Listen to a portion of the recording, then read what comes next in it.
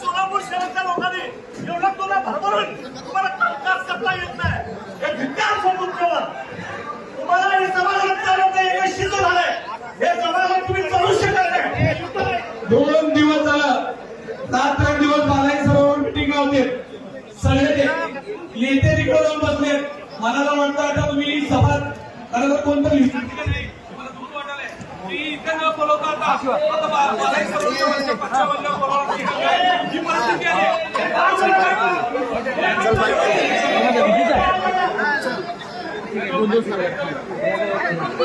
तुझं ते म्हणा